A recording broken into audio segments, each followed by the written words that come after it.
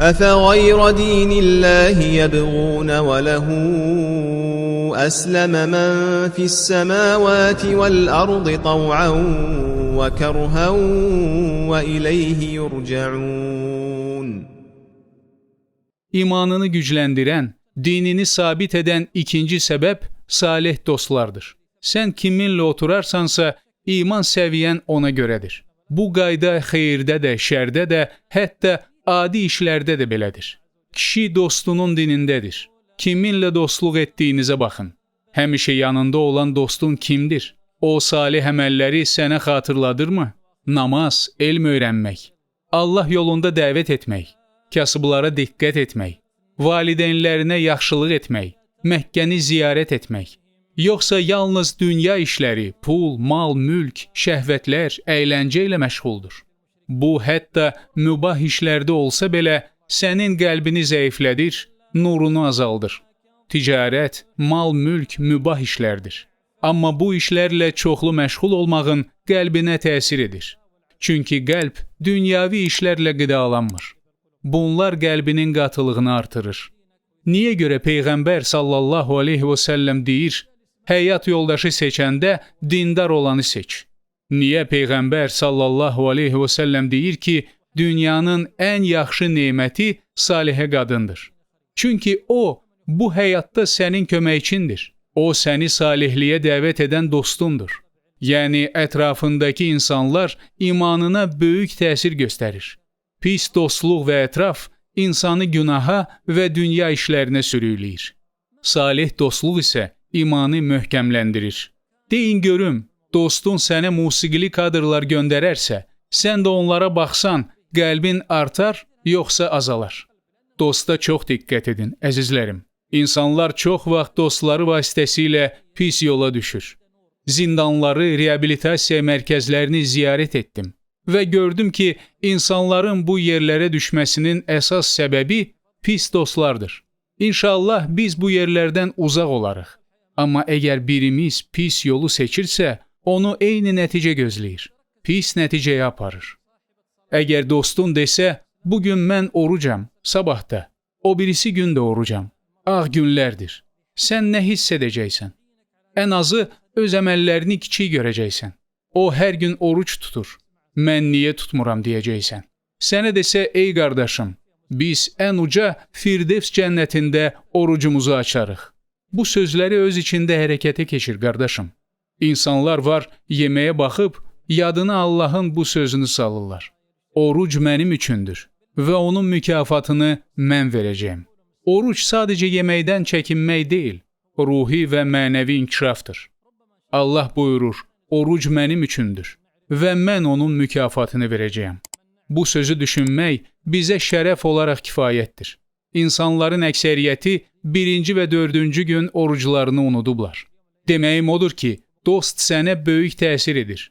Məsələn, əgər dostun desə ki, hər gecə şükr edirəm, yarım saat gecə namazı qılıram. Sən isə heç qılmırsan, bu sənə təsir edir. Dünən gecə bir nəfər mənə sual göndərmişdi. Soruşurdu, vitr namazını hər gecə qılırdım. Amma dünən ilk dəfə unudub qılmadım. İndi onu qıla bilərəmmi?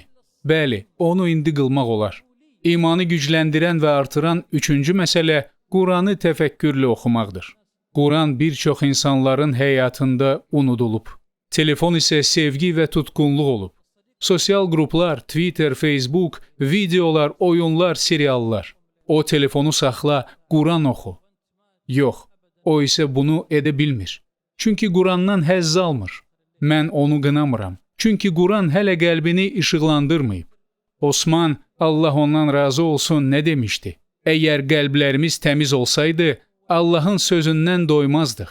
Amma qəlblərdə olan şeylərdən dolayı Quran oxuyanda rahatlıq tapmırıq. Hamı çətinliklər və sıxıntılar hiss edir. Hamının vaxtı doludur. Bu sözlərin hamısını bir kənara qoyun və Allahın sözlərinə doğru yönəlin. Həqiqətən də qəlblər Allahın zikri ilə rahatlıq tapır. Bir dəfə dərsdə olan şeyxdən Quran əzbərləməyin fəzilətini soruşdum. O mənə dedi, ey sultan, savab və əcri bir kənara qoy. Bu kainatı yaradan Allahın sözlərinin sənin sinəndə cəm olması səni sevindirmirmi? ey zəif qul, yerlərin və göylərin sahibinin sözlərinin sənin qəlbində cəm olması sənə əcr olaraq kifayət edər. Dördüncü səbəb isə, mənim əzizlərim, namazlara erkən gəlməkdir. Namaza erkən gəlmək imanınızı gücləndirən ən böyük əməllərdəndir. Çünki bu, Allahı sevməyinizin sübutudur. Namazlara erkən gəlmək səni Allahın ərşi altında kölgə verəcəyi 7 nəfərdən biri dərəcəsinə yüksəldir. O kəs ki, ürəyi məscidlərə bağlıdır. Əgər sən namaz qılıb, sonra yenə namaz qılsan və azanla iqamə arasında dua etsən, o dua rədd olunmaz.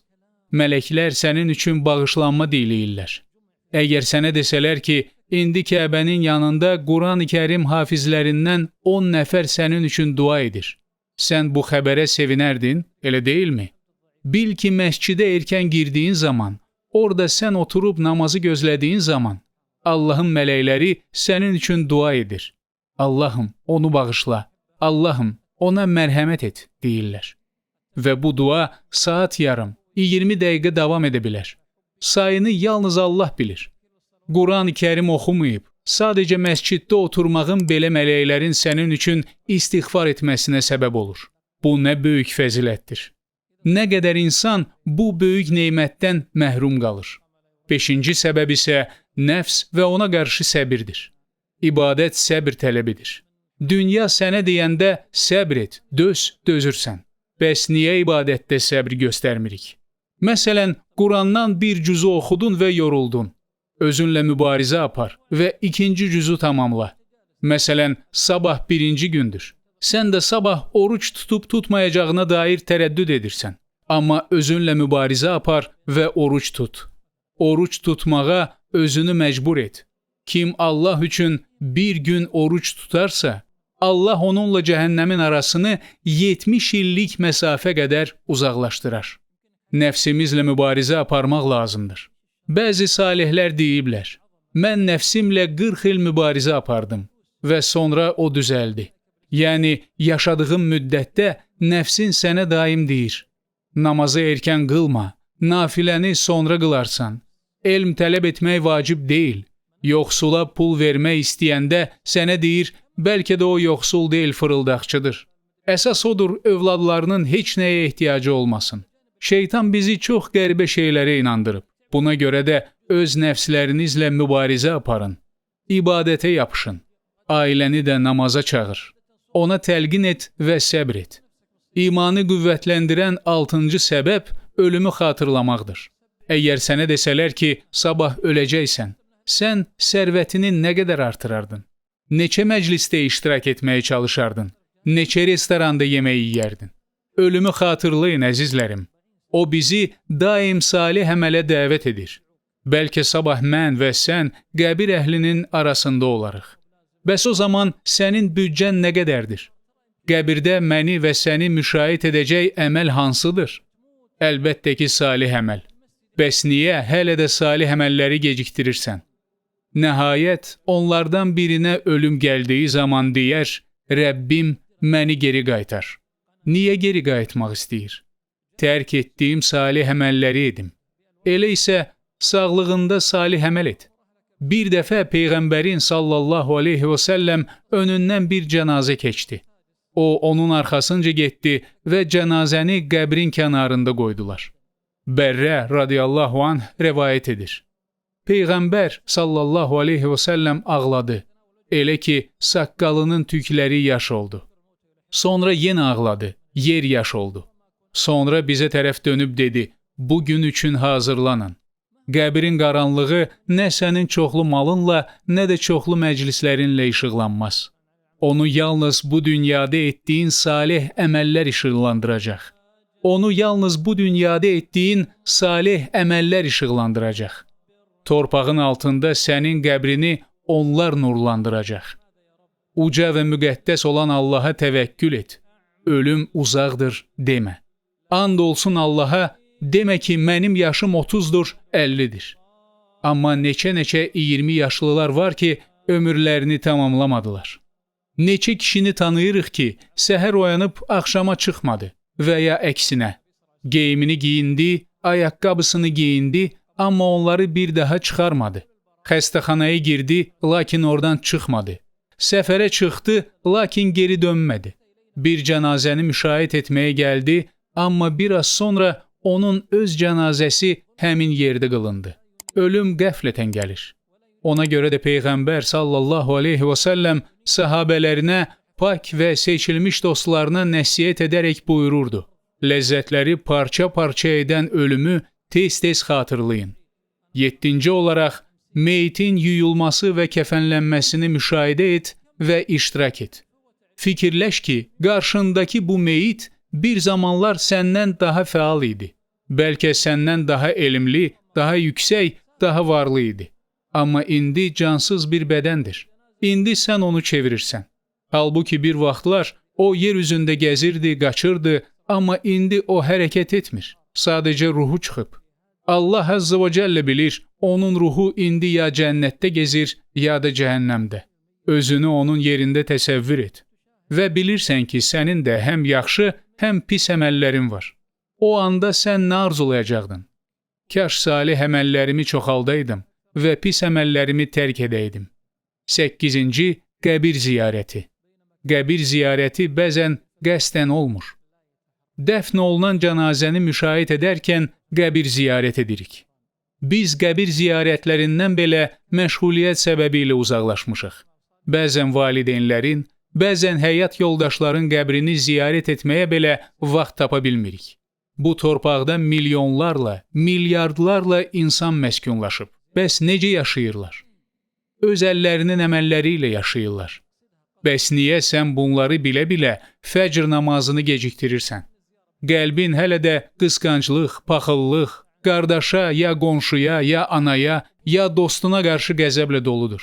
Qəbir əhli geri qayıdıb Subhanallah deməyi, onların savabına əlavə oluna biləcək 2 rükət namazı qılmağı arzu edir. Ey qardaş, sən hələ həyatdasan. Fikirləş, düşün, ibrət al, ehtiyatını götür. 9-cu olaraq cənnəti və onun nemətlərini xatırlayın. Cənnət kimlər üçündür? Allah Əzzə və Cəllə deyir, salih bəndlərim üçündür. O cənnət sizə necə veriləcək? İşlədiyiniz əməllərə görə. Elə isə işləyin, əməl edin. De, istədiyinizi edin. Allah, onun rəsulu və möminlər əməllərinizi görəcəklər. Cənnət əməl istəyir, əzizlərim. Cənnət yatmazdan əvvəl 2 rəkət namaz, oruc, qiyam, istiğfar istəyir. Allahın yaratdığı o möhtəşəm gözəllik tənbəllər üçündür bəyəm? Yox, həmin cənnəti qazanmaq yolunda çalışanlar üçündür. Axırıncı olaraq cəhənnəmi və oranın atəşini xatırlamaq. Bəzilərimiz hələ də açıq və ya gizli günahlar üzərində israrla davam edir. Bəzilərimiz günahlardan danışanda yalnız zahiri günahları fikirləşir. Amma batini günahlar daha böyükdür. Bəs cəhənnəm kimlər üçün yaradılıb? Allahdan üz çevirənlər və ona qarşı çıxanlar üçün yaradılıb. Nə qədər salih əməl etsən də, bir pis əməlin səni Allahın qəzəbinə düçar edə bilər. Onu kiçik sayma. Peyğəmbər sallallahu aleyhi və səlləm demədimi, bir qadın cəhənnəmdə bir pişiyə görə əzab çəkdi. O pişiyi nə özü yemlədi, nə də azad buraxdı ki, Allahın yaratdıqlarından yemək tapsın. Beləcə o pişiyə görə cəhənnəmdə əzab olundu. Eləcə də Peyğəmbər sallallahu aleyhi və səlləm qəbirdə əzab çəkən 2 şəxsdən bəhs etmişdir. Biri qeybət edir və söz gəzdirirdi. Digəri isə sidikdən özünü qorumaqda səhlənkar idi. Bəli, qeybət çoxlarının qurtula bilmədiyi bir haldır. Demə ki, o başqa biri idi. Bəlkə sən və mən həmin başqası ola bilərik. Allahın əzabından qorxmaq lazımdır. Bu qorxu negativ bir qorxu yox, pozitiv qorxudur. Hansı əməl ki, məni bu oda aparır, onu indi tərk etməliyəm. Və hansı əməl ki, məni Allaha yaxınlaşdırırsa, onu indi etməliyəm. Allahdan bağışlanma diləyir və ona tövbə edirəm. Və bizi nəim cənnətlərində bir araya toplanmasını ondan diləyirəm. Əziz qardaş və bacılarım, kanalımıza abunə olun, bəyənin, paylaşaraq əzizlərinizi də faydalandırın. xeyrə yol göstərən həmin xeyri etmiş kimidir. ورؤية وجهه المنزه عن التمثيل والتشبيه كما ترى الشمس في الظهيرة والقمر ليلة البدر كما ترى